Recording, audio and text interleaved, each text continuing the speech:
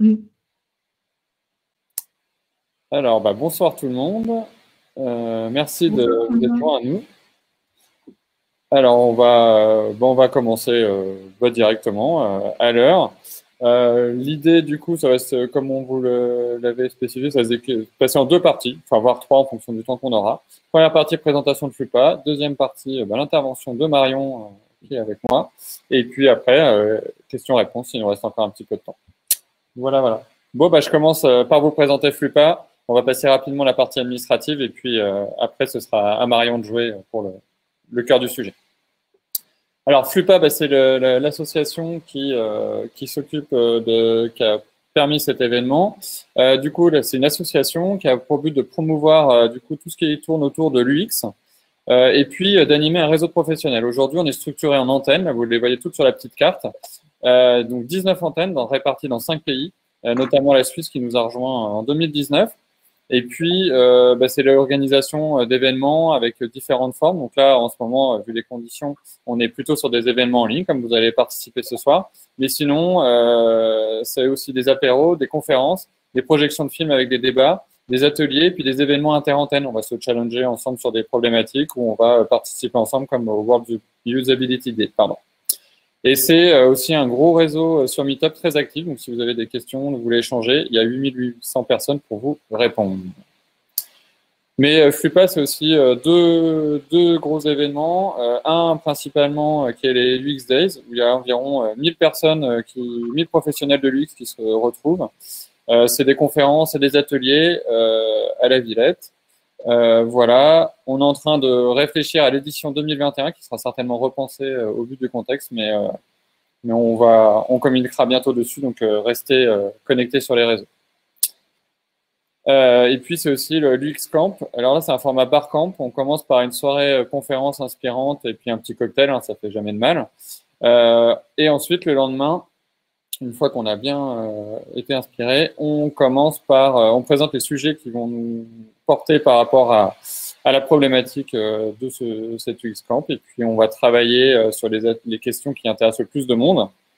Et puis, ensuite, on échange. Et c'est surtout une belle occasion de se retrouver et d'échanger entre professionnels de l'UX sur nos problématiques.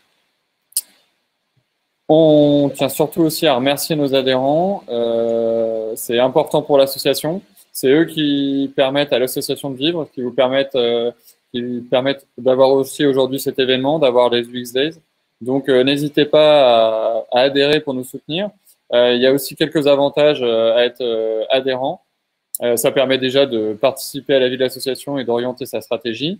Mais ça permet aussi de bénéficier de préventes, notamment aux UX Days. Hein, les ventes des places partent en quelques heures. Donc là, il y a un accès anticipé et puis des tarifs préférentiels. Aujourd'hui, on a 133 adhérents. Merci beaucoup à eux. Et puis, vous avez le petit lien pour ceux qui souhaiteraient nous rejoindre. Voilà tous nos réseaux où on est on est présent. N'hésitez pas à nous contacter dessus. Vous pouvez on essaye de publier, de répondre le plus rapidement possible. Donc, n'hésitez pas. Sur YouTube, vous pourrez retrouver la conférence de ce soir rapidement.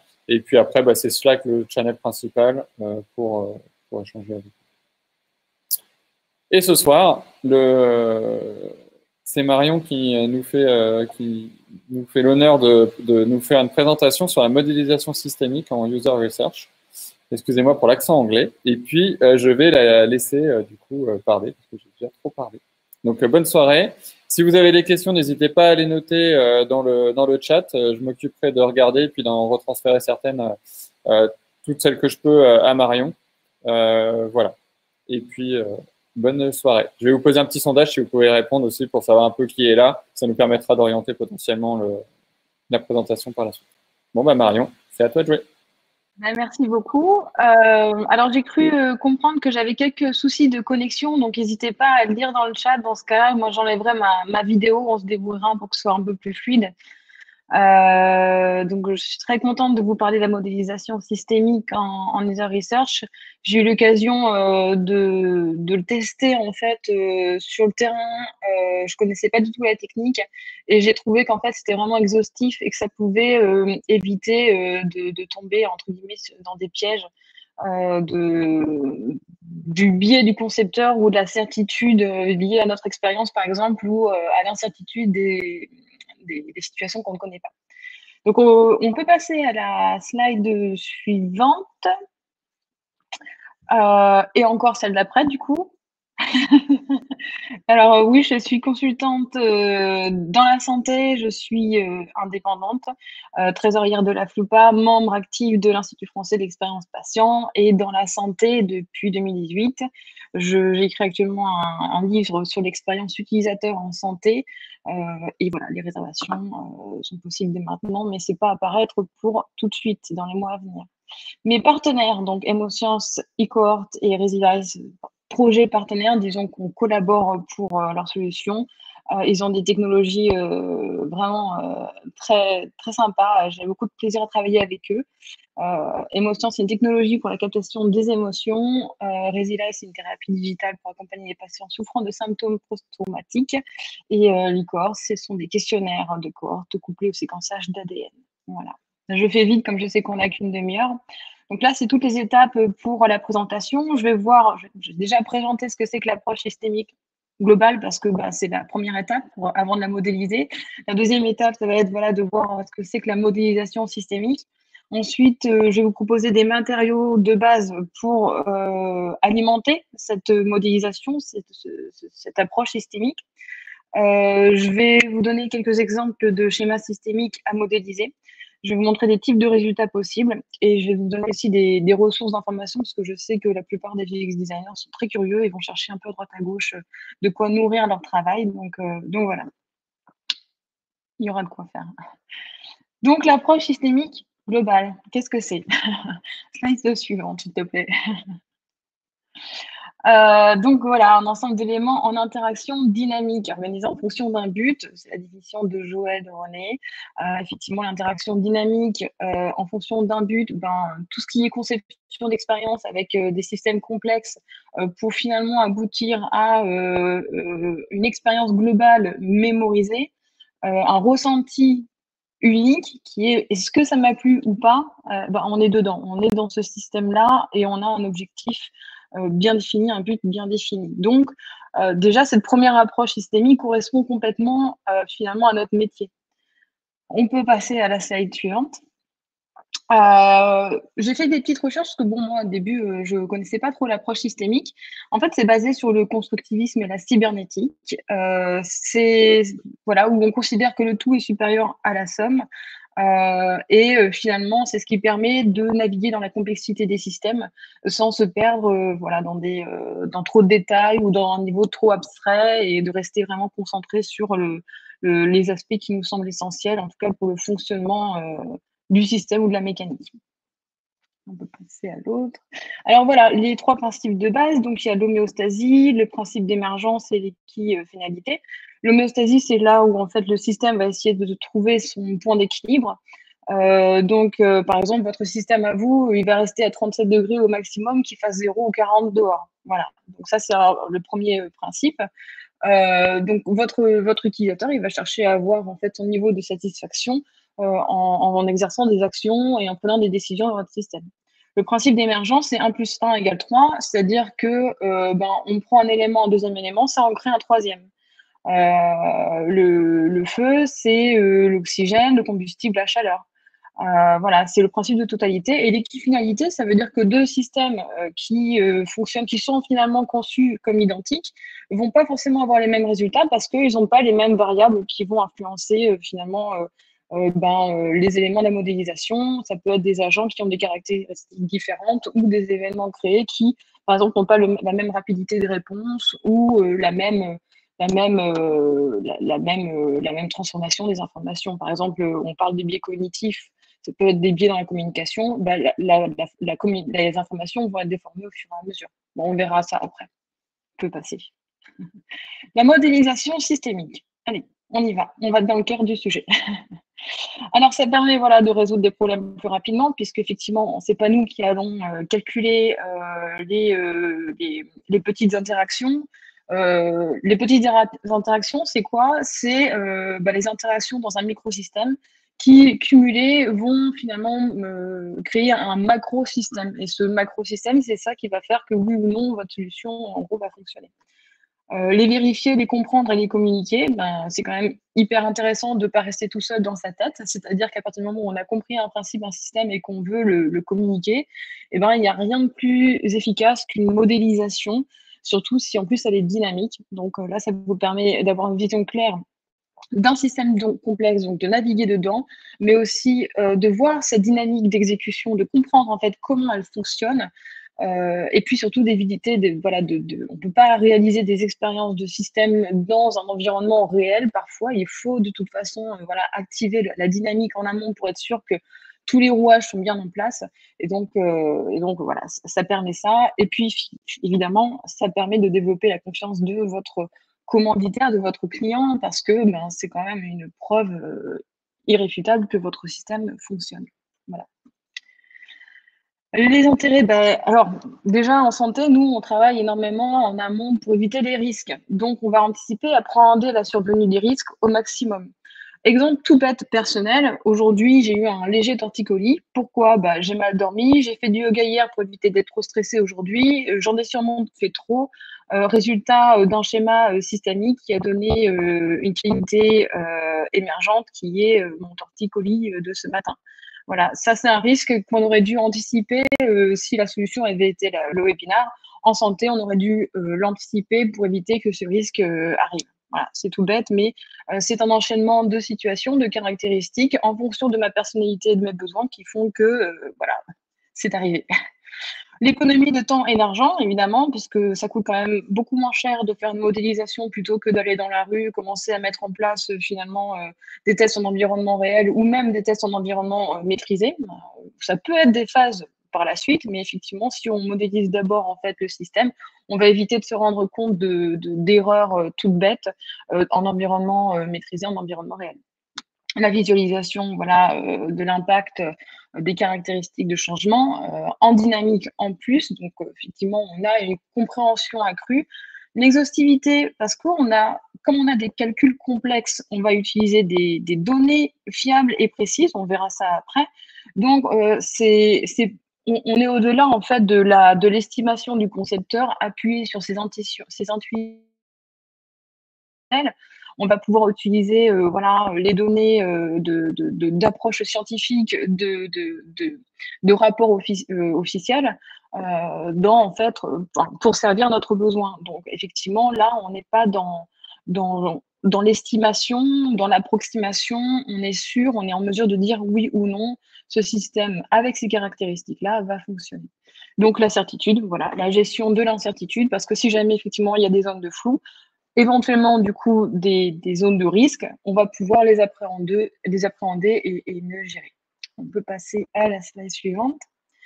Alors oui, les événements discrets. Alors, il existe différentes modélisations. J'ai fait quelques recherches parce que moi, j'étais extérieure à cette technique-là. Il existe effectivement quatre modélisations possibles par les événements discrets, par la dynamique du système, par la simulation multi-agent et multi-méthode.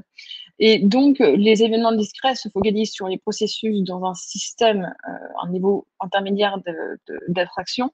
Par exemple, le mouvement d'un train serait modélisé sous la forme de délai entre les événements d'arrivée et de départ. Voilà. Et c'est généralement utilisé dans le secteur de la santé, de la fabrication d'éléments, dans la logistique. C'est l'opérationnel. La dynamique de système, c'est un plus haut niveau d'abstraction, on ignore les détails, ça fournit une représentation générale d'un système, et c'est plutôt, par exemple, pour les opérateurs téléphoniques, pour simuler, analyser le succès d'un nouveau forfait sans forcément aller vérifier les interactions entre les différents clients. On peut l'utiliser pour les enjeux stratégiques et, par exemple, le taux d'adoption par le marché d'une solution. La modélisation multi-agent, c'est plutôt les éléments individuels actifs des entités qu'on appelle actives, qui doivent être forcément identifiées et leur comportement défini. Donc là, on est vraiment sur l'être humain, hein. Il s'agit de personnes ou de véhicules, et des connexions entre ces éléments. Voilà, les variables qui sont occasionnées et qu'on va pouvoir définir et les exécuter en simulation. Et ensuite, la multiméthode, c'est d'intégrer, combiner ces différentes méthodes qu'on a vues dans une simulation pour compenser en fait les défauts des différentes approches. Voilà, et donc elle combine finalement les modélisations par dynamique de système, par événement discret et par multi-agent. Et on peut passer aux matériaux, merci beaucoup. Et on peut encore passer à la Chine, merci beaucoup. Donc voilà, je vous proposais, moi, de faire un petit point sur ce dont on pouvait avoir besoin, notamment la littératie spécifique au système, qu'on peut trouver en ligne assez facilement, hein. Je veux dire, j'ai fait un petit post sur LinkedIn il n'y a pas très longtemps pour les sources en ligne, avoir des statistiques, avoir des données fiables sur le fonctionnement, la gestion d'un système qu'on va soit intégrer, soit modifier, soit créer, avec des variables. En santé, on va être sur, par exemple, un système de parcours de santé, sur de la prise en charge, sur l'adhésion à un traitement, mais ça peut être aussi finalement les données actuelles des différents segments dans les jeux vidéo, comment ils l'utilisent. On va essayer de faire aussi une enquête sociologique où on a la chance de travailler avec des professionnels sociologues, où on essaye, nous en tout cas, de se substituer à leur travail et de prendre leurs techniques. On sait qu'en tant que UX researcher, on le fait, on a des techniques, donc on peut tout à fait essayer de creuser. Maintenant, il faut aussi, je pense, savoir s'arrêter à la limite de nos compétences et puis de faire confiance à leur travail, hein, tout simplement, pour comprendre nos problématiques. Faire un schéma systémique des articulations personnelles, interpersonnelles et sociales, c'est important parce que c'est une base cruciale pour ensuite monter votre schéma systémique, votre modélisation systémique, et intégrer du coup les variables qui vont jouer sur la conception que vous êtes en train de faire. C'est-à-dire que dans votre enquête, vous savez qu'il y a un schéma systémique qui est posé au niveau relationnel entre les différents agents, du coup, des entités qui ont des caractéristiques propres à elles-mêmes, c'est-à-dire des besoins, qui soient psychologiques, physiologiques ou autres. Et en fonction de vos modélisations, on va le voir ça après, hein. C'est vrai que là, je parle beaucoup, il n'y a pas forcément d'exemple, mais ce sera plus clair peut-être après. Et en fonction de vos modifications systémiques, si finalement ça ne va pas vers le but que vous voulez, vers l'objectif que vous tentez d'atteindre, vous pouvez du coup faire des questionnaires psychométriques à différents moments de votre système, c'est-à-dire qu'il y a les personnes qui sont dans la situation initiale, ceux qui sont en changement et ceux qui sont déjà dans le nouveau système, les early adopters par exemple, et on va pouvoir comparer finalement les questionnaires pour savoir si effectivement le niveau de satisfaction dans le parcours ou dans leur utilisation est bon à tel endroit, n'est pas bon à tel endroit, si effectivement les certitudes ont été vérifiées ou pas. Ça évite vraiment le taux d'incertitude. On peut passer à la slide suivante. Alors ça, c'est la littératie que des ressources que je vous propose. Il y a Google aussi, les recherches qualifiées sur PubMed, sur les revues, dans les revues, dans les livres fiables. Le tout, c'est vraiment d'avoir des chiffres aussi récents que possible et ne pas se caler uniquement sur le commanditaire qui, lui, n'a pas les mêmes centres d'intérêt que vous et qui va peut-être s'appuyer sur, ils vont peut-être pas renouveler leurs chiffres tous les ans. Et il va peut-être rester sur des certitudes, sur des chiffres qu'il arrange bien pour son système aujourd'hui. Donc, ça va être finalement de votre responsabilité d'aller vérifier ça, d'aller croiser les données, surtout si vous gagnez du temps après avec une modélisation systémique pour vérifier en fait que ça s'enchevêtre bien. C'est vraiment important parce que si jamais les chiffres en fait sont pas tout à fait viables, vous allez passer à côté finalement de tout l'intérêt de cette modélisation, qui est de voir finalement les incidences possibles. Je sais pas moi, après 1000, 5000 passages d'entités individuelles dans un point nommé. Là, je pense en fait bêtement à une publication qu'avait fait Sébastien Lost sur Darty qui mettait un petit message: nous sommes désolés, vous êtes trop nombreux à vous connecter, nous ne pouvons pas afficher la page. En fait, ils disaient, mais non, vous n'avez pas anticipé, vous proposez un service, on est nombreux à se connecter. Et en fait, si ils avaient fait une modélisation systémique des connexions suite finalement à un deuxième confinement et à une population qui a besoin de passer en ligne pour faire leurs commandes, ils auraient pu anticiper du coup ce risque-là de surcharge au niveau du flux et répondre finalement un peu mieux à la demande. Parce que la modélisation systémique, c'est la gestion d'un flux, une dynamique de matériaux et d'énergie. Ce sont aussi des centres de décision, des personnes qui ont le pouvoir sur d'autres ou pas. C'est aussi un système de boucles. Il y a des boucles de rétroaction positives ou négatives, on va les voir après. Et les délais de réponse, parce que les flux, en fait, ils peuvent être constants, mais si à un moment donné, ça répond pas aussi rapidement que possible, il va y avoir des bouchons, comme on peut trouver sur l'autoroute quand on va voir papy, mamie pour Noël. Voilà. On peut passer à la slide suivante. Oui, quelques tips pour la user research, c'est que effectivement, quand on va observer le terrain, on va voir en fait le décalage entre le formel et l'informel. Ce qui est prescrit, ce qui n'est pas prescrit, les relations prévues et les relations réelles. Ça, cette fois-ci, ça me fait penser en fait à un sociologue qui s'appelle Alexandre Duclos, qui a fait beaucoup de vidéos en ligne et puis qui disait qu'en fait, les personnes âgées, pour le robot compagnon qu'il y a dans l'EHPAD, ils vont le rejeter, ils vont pas forcément l'apprécier ou alors ils vont rester distants quand on va les observer. Et finalement, ils récoltent quelques témoignages par la suite en creusant qui montrent qu'en fait, il y a des grands-mères qui s'amusent, qui trouvent un intérêt sexuel, enfin, vraiment complètement désinhibés. Donc, vraiment faire attention à ce qu'on peut voir, à ce qui est au formel, officiel, observé, et ce qui se passe dessous, parce que c'est ça le différentiel, la réalité qui va être intéressante pour que votre système prenne vie. On est finalement quelque part dans l'expérience cumulative et l'appropriation de votre solution dans le temps. Donc, expliquer sans juger, ne pas comparer une simple norme, hein, on reste dessus. Analyser les interactions entre le formel et l'informel, c'est ce que je viens aussi de dire, et puis comprendre finalement pourquoi est-ce que ça se passe de telle manière pour trouver finalement des solutions et modifier finalement ces flux, ces énergies ou ces relations de pouvoir. Oui, c'est bon, tu peux changer. Donc, voilà, de toutes ces recherches, on extrait les données récoltées. On voit en fait, pour intégrer cette articulation systémique dans le logiciel, donc il y a Nilogic, il y a Talent.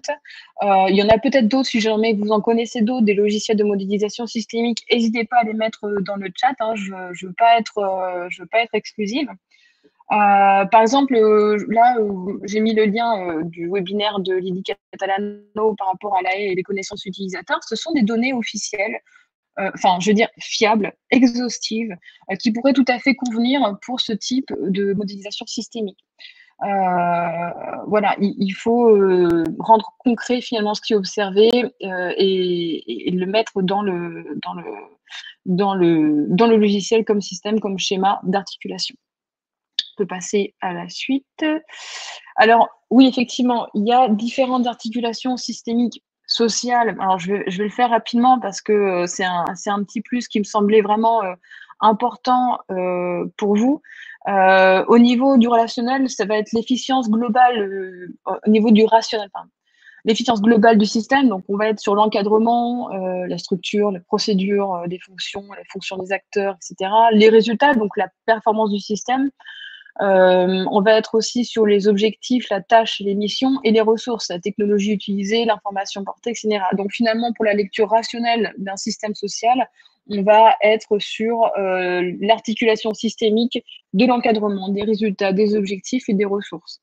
Pour une lecture plus humaine, on va être sur la mobilisation des personnes, de leurs talents, de leurs défis dans le tel climat. Le talent, ça va être la compétence, l'intérêt, le défi, la responsabilité, la reconnaissance.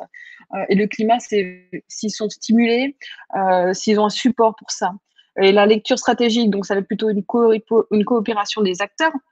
Donc, voir comment s'articule le contrôle des ressources, la dynamique des groupes, l'exercice d'influence entre les personnes, les relations de pouvoir et les conflits d'intérêts, les mécanismes de gestion en fait entre eux. Et ensuite, il y a aussi la lecture symbolique, le sens qu'on donne en fait à l'organisation. Et donc là, ça va être l'articulation entre le leadership, l'image et la valeur, le leadership avec la légitimité et l'orientation donnée en fait aux actes, l'image avec l'appartenance, avec aussi la fierté de ce qu'on fait et l'appartenance au groupe, et les valeurs, ça va être dépendant vraiment de la culture partagée et des symboles. Voilà, modifier les variables du système, et oui, pour vous rapprocher le plus possible de votre objectif, puisqu'après vous allez avoir des résultats qui ne vont pas forcément correspondre à 100% à ce que vous souhaitiez.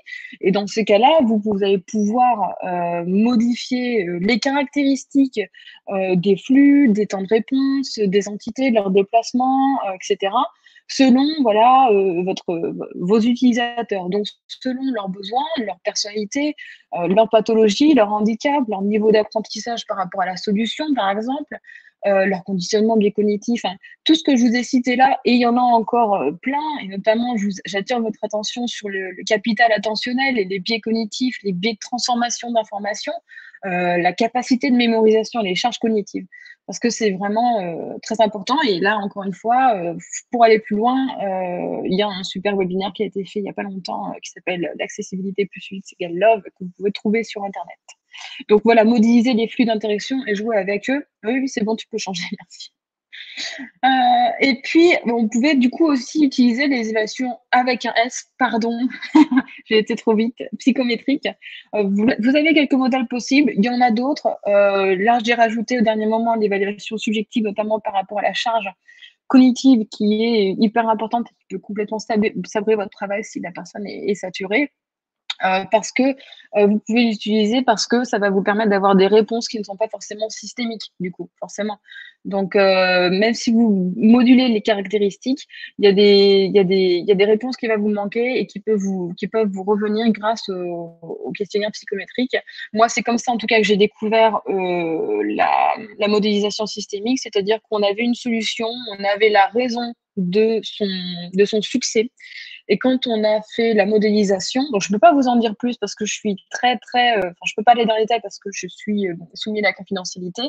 Mais quand on a voulu prouver que ça fonctionnait, finalement, on s'est rendu compte avec la modélisation qu'il y avait très peu d'amélioration au niveau systémique. Donc, il fallait mettre en place des questionnaires psychométriques aux différents moments de parcours pour montrer qu'en fait, l'expérience était meilleure parce que certains éléments avaient été impactés par cette solution, mais qui n'avaient pas été pris en compte. C'est-à-dire qu'au niveau systémique, ça se voyait pas dans ce qu'on avait créé, mais ça avait créé d'autres incidences systémiques qui ont fait que oui, la solution était vraiment très bonne, très intéressante pour les utilisateurs, mais il fallait passer par les questionnaires psychométriques. Voilà. On peut passer à l'autre. Voilà, tester les variables mises en place, vérifier l'impact des réponses du système à court et moyen long terme. Et donc là, voilà, je vous invite vraiment à utiliser le design spéculatif dont nous a parlé Camille Balares il n'y a pas longtemps, et puis éventuellement d'utiliser, si vous voulez aller encore plus loin, les principes du Green UX d'Ernst dont il nous a parlé il n'y a pas longtemps, les perturbations sociales, nationales, internationales, tout ce qui va avoir un impact indirect ou direct sur la personne qui n'est pas compris dans vos solutions, faut le prendre en compte. Vous avez la possibilité de faire une modélisation puissante d'un système dont votre solution fait partie, soit qu'a créé votre solution, mais dans tous les cas, il faut vraiment aller jusqu'au bout et puis se dire, OK, qu'est-ce qui va se passer quand on sera tous en confinement et que plus personne pourra se déplacer en voiture pour venir à tel endroit. Je raconte n'importe quoi, mais en gros, il faut vraiment aller plus loin. À faire de la projection sur le long terme, parce que on est dans une société qui aujourd'hui a besoin de cette projection sur le long terme. On ne peut pas juste regarder son nombril sur 2-3 ans. Alors, les exemples de schéma systémique, un truc très simple. Boucle de rétroaction, j'ai un objectif, je prends une décision, je fais des actions pour l'atteindre, et là, j'ai des qualités émergentes, c'est j'ai des états. Est-ce que c'est l'état désiré atteint? Est-ce que c'est l'état désiré non atteint? Un exemple, je cherche à faire plaisir à ma sœur en lui offrant un cadeau. Je choisis un produit, je l'achète et je lui offre. Est-ce qu'elle est contente? Est-ce qu'elle n'est pas contente? Si elle n'est pas contente, pourquoi? Parce qu'au final, moi, ce que j'ai fait, j'ai acheté son cadeau, voilà, j'ai pris la décision de prendre ce produit et je lui offre. Donc finalement, si elle n'est pas contente, ça veut dire que mon choix n'était pas le sien et que une autre boucle de rétroaction est venue.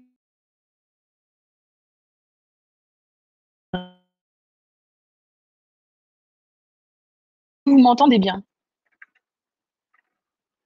Vous m'entendez bien ça? Non, il y a un petit problème de son. Coupe ta vidéo peut-être à ce moment-là, s'il te plaît. Ouais. Alors, est-ce que vous avez entendu ce que j'ai dit là précédemment ou est-ce que je recommence un tout petit peu avant? On s'est arrêté au cadeau de ta sœur. Alors, au début, quand je fais… j'ai pas de sœur, hein, mais c'est un exemple. Alors, au tout début d'explication ou après? Non, non, quand tu réexpliquais le schéma avec la prise de décision, tu disais que tu avais choisi un cadeau et donc tu avais pris une décision qui n'était pas le sien. Tu avais fait un choix qui n'était pas le sien. Voilà. Et du coup, si elle n'est pas contente, ça veut dire qu'il y a une autre boucle de rétroaction qui, elle, peut être négative, qui a fait que la situation a stagné au lieu de progresser. En gros, c'est ça. Voilà. Et si on va en fait à la slide suivante, on va voir qu'il y a beaucoup d'actions de prise de décision possibles. Voilà. Donc là, je suis restée dans le…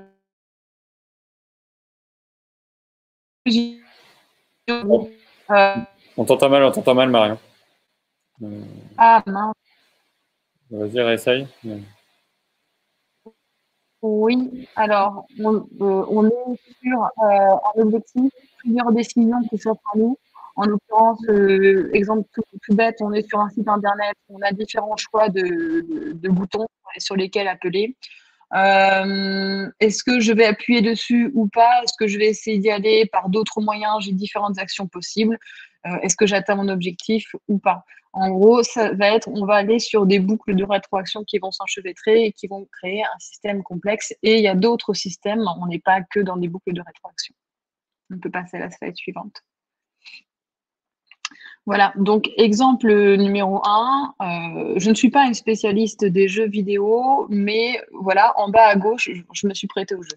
En bas à gauche, voilà, on a des points de départ, on a un capital point qui peut varier dans le jeu selon les gains obtenus par le joueur. On monte vers le haut, le joueur peut progresser, obtenir davantage de points. Donc, on a une boucle de rétroaction positive qui se met en place et qui fait qu'il y a une amplification à droite du pouvoir du joueur dans le jeu et une impression de compétence. Sauf que si c'est trop facile au fur et à mesure, on sait que, à un moment donné, il n'y a plus trop d'intérêt dans le jeu.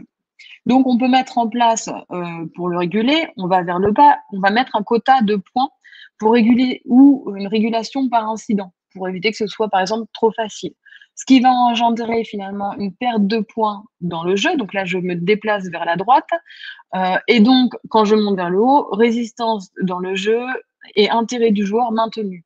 On a créé une boucle de rétroaction négative pour créer une stagnation au niveau de l'entité individuelle qui est le joueur. Voilà.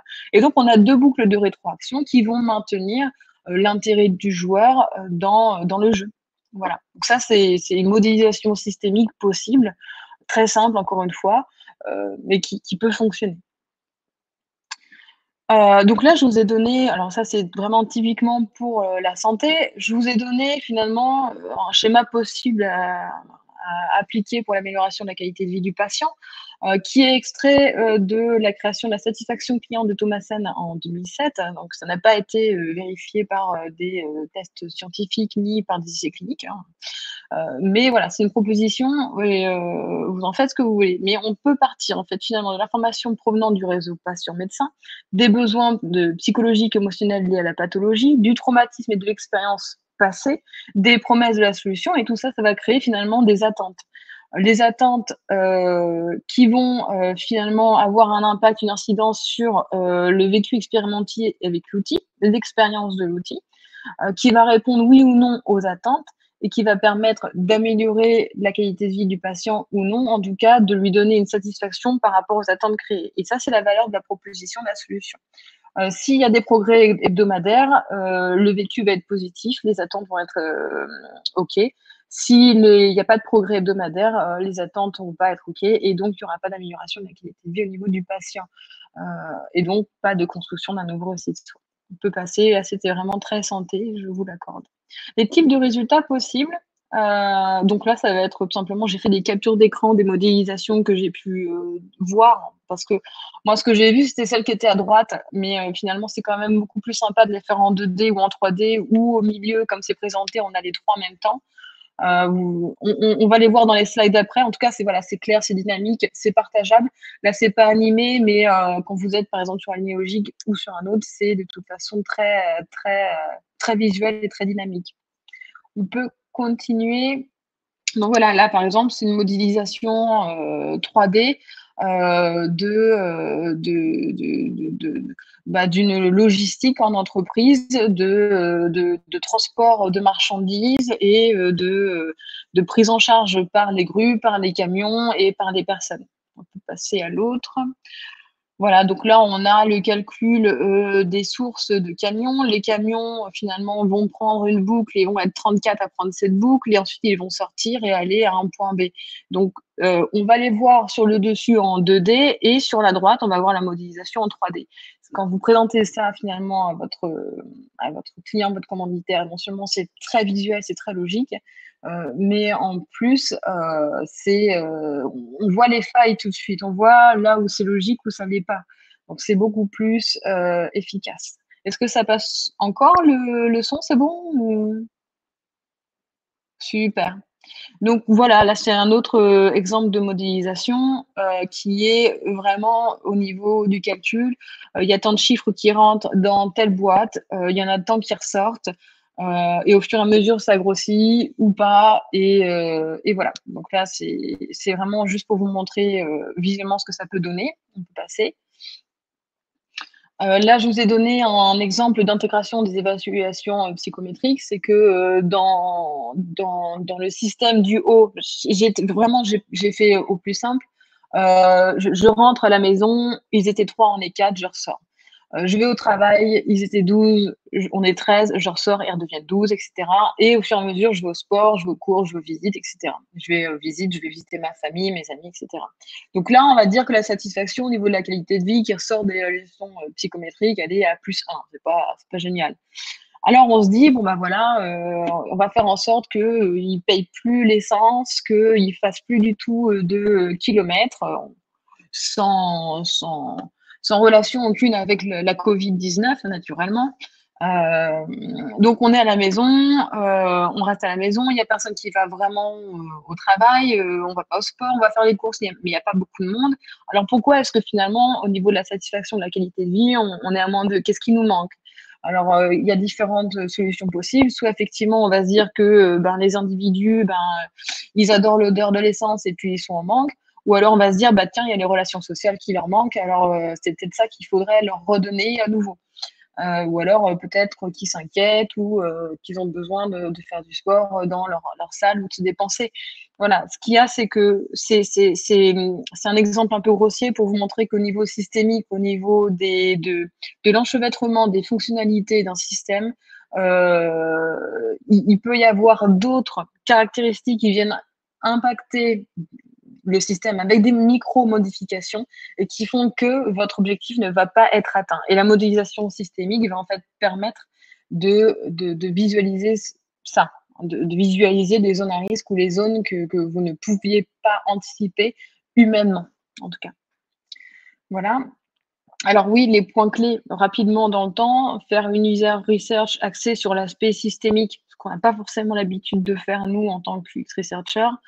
Récolter les datas fiables sur Internet ou dans des livres ou avec des papiers scientifiques, les analyser, identifier les régularités, les variables à risque, enfin, les variables qu'on doit encadrer.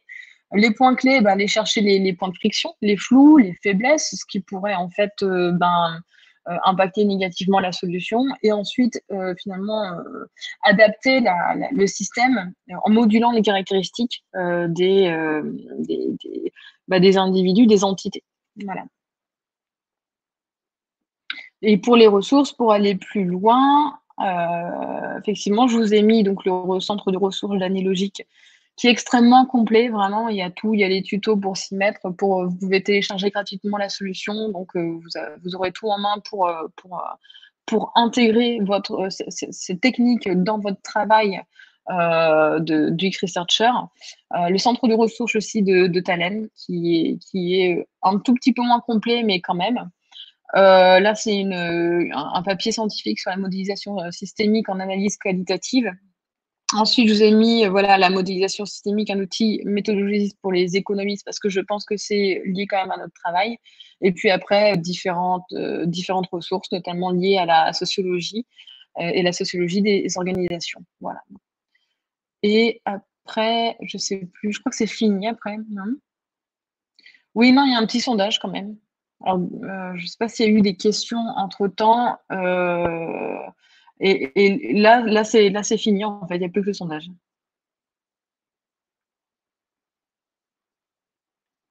Si vous avez des questions, surtout, n'hésitez pas à les poser dans le chat. Je vais lancer le dernier petit sondage. Hop. Alors, il y a David Benamou qui me dit que c'est incompréhensible. Je suis désolée, David, vraiment. J'ai essayé de faire plus simple, mais... Il y a une question de Jenny autour de est-ce qu'on peut utiliser la modélisation systémique pour analyser un parcours d'un employé dans un logiciel, par exemple? Absolument, ouais, tout à fait. En fonction en fait, des décisions qu'il va prendre, en fonction des endroits où il va cliquer, il y aura finalement des incidences ou des réactions du logiciel qui vont être différentes. Et donc, on va pouvoir finalement estimer le temps de réponse du logiciel par rapport à son objectif. S'il veut imprimer une feuille et que finalement il choisit le mauvais bouton, s'il y a une probabilité de 30% qu'il choisisse le mauvais bouton, ça veut dire qu'il y a une probabilité que tant d'employés fassent une mauvaise manip et mettent plus de temps pour imprimer un document. En gros, c'est ça.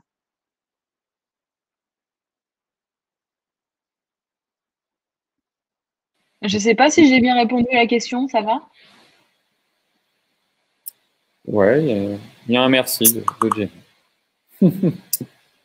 Bon, ok. Alors, est-ce que vous avez d'autres questions?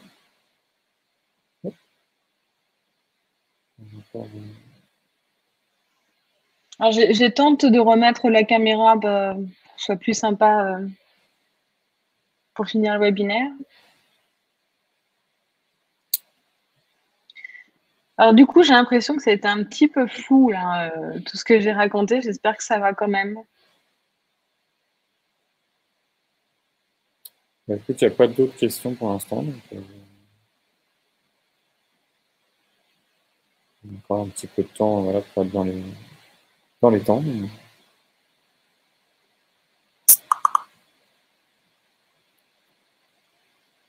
Ben, quelqu'un qui te félicite.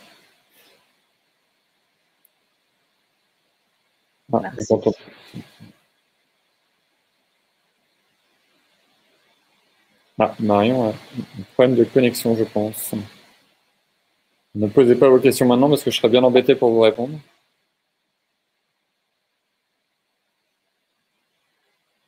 Alors, j'ai désactivé à nouveau. Ah, on t'entend mal, Marion. Ah, il y a une question. Tu m'entends, Marion, ou pas? Je ne sais pas si tu m'entends, moi je t'entends. C'est bon, je t'entends. Alors, est-ce qu'on peut faire un parallèle avec l'approche holistique? Une question de Marc. Oui, complètement. Au contraire, effectivement, c'est avec l'approche holistique qu'on peut avoir différentes caractéristiques globales. C'est la somme. La somme est supérieure à chacune des parties. Donc, du coup, effectivement, l'approche holistique, ça correspond complètement à ça. Et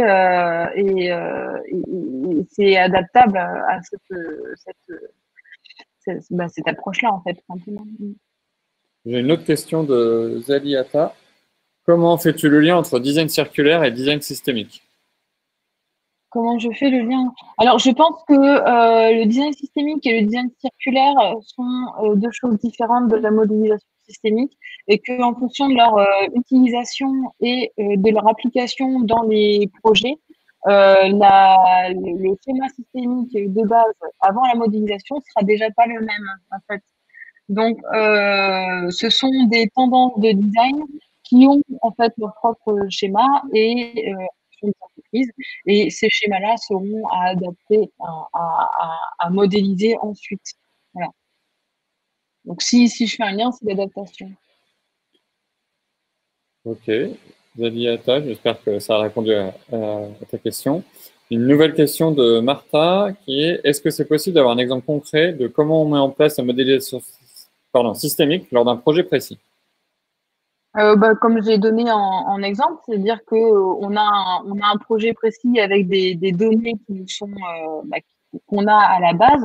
Il faut de toute façon faire un schéma systémique de la solution, c'est-à-dire que pour aller d'un point A à un point B, quel est le parcours de l'utilisateur? Prenez en fait simplement l'expérience Mac de base que vous utilisez pour faire dans votre UX Research. Voilà. Vous avez un parcours, des points, vous avez l'utilisateur qui va avoir des niveaux émotionnels. Et ben en fait là c'est pareil. Si dans votre heure de journée par exemple il y a une boucle qui se fait, ben, vous allez avoir une boucle dans votre schéma systémique, par exemple. Par rapport à ça, vous avez simplement imputé des données d'interaction. C'est-à-dire que s'il va faire cette boucle, combien de temps il va la faire? S'il passe par tel endroit, combien de temps il va rester? S'il prend la voiture après, combien de temps de trajet il va avoir? Et donc ça, c'est concrètement ce qui va différencier d'user de journée et l'expérience map, c'est qu'on va donner des variables de réalisation ou de réalisation des tâches ou en tout cas de circulation des flux avec des données. Et donc ça va nous dire si oui ou non, finalement, cette boucle-là correspond à l'attente de l'utilisateur ou pas, et en combien de temps, et s'il va être satisfait en arrivant au bout de son parcours, tout simplement. Une nouvelle question de Zaliata par rapport à la réponse tout à l'heure sur le design circulaire. On pourrait imaginer des schémas systémiques en design circulaire, non? On pourrait tout à fait imaginer des schémas systémiques en design circulaire. Pourquoi? Parce que il va forcément y avoir des informations qui vont être véhiculées. Véhiculées, c'est-à-dire qu'on va sortir du cercle. Donc même si on est dans un design circulaire, il va y avoir des informations qui vont sortir des communications, du design, ça va évoluer et ça, il va falloir l'imputer finalement au design circulaire créé. Donc, Zaliata, j'espère que ça répond à ta question. Sinon, n'hésite pas à nous le dire dans le chat. On peut pousser un Il y a petit peu. toujours des problèmes de réseau? Non, ça va, on t'entend bien. Et Zaliata dit que c'est bon, c'est OK pour elle. Est-ce que quelqu'un aurait une dernière petite question pour conclure la session? Consultation. Écoutez, on a fait le tour de toutes les questions. Marion, tu voulais rajouter un dernier petit mot pour conclure? Oui, s'il y a d'autres questions par la suite, je reste complètement disponible par mail pour en discuter. S'il y a besoin de tutos pour qu'on soit directement sur l'outil parce que peut-être que l'abstrait est un peu trop loin des préoccupations terrain, il n'y a pas de souci, hein, je peux aussi mettre en place le tuto éventuellement. Voilà. Non, j'espère juste que j'ai pas été trop rapide et que ça a pas trop bugué parce que je sens que il y a, il des zones de flou dans mes explications. J'ai une dernière question du coup là Oui. de Fred. J'ai l'impression que la modélisation systémique devient vraiment intéressante, surtout pour des organisations de systèmes complexes d'usage et d'interaction. Oui, mais tous les systèmes d'usage et d'interaction sont complexes puisque l'être humain est complexe. Le système humain est des plus complexes puisqu'on a des biais de partout, on a des réactions individuelles, des besoins personnels qui divergent des autres. Donc, effectivement, on va estimer qu'une réaction va être anticipée. Finalement, on va se tromper, on va peut-être pas savoir pourquoi. Et en fait, si on part des caractéristiques de personnalité, il y a beaucoup de caractéristiques à prendre en compte. Si on arrive à les modéliser, à les chiffrer. Ah, t'entends plus. Oh. Allô, allô, Marion? Oui, moi j'entends tout. Ah, ça revient un tout petit peu. Allô, allô, on t'entend plus. Oui, est-ce que c'est bon là ou pas? Ouais, c'est bon. Oh là là. Oui, là c'est bon. Bon. Alors en fait, l'être humain, voilà, être un système complexe, toute mécanique hors intelligence artificielle est une mécanique, est un système simple. En gros, voilà. Donc, effectivement, à partir de là, oui, la modélisation systémique est vraiment intéressante pour des organisations ou des systèmes complexes, mais comme on travaille avec l'humain, de toute façon, c'est intéressant pour l'utilisateur, pour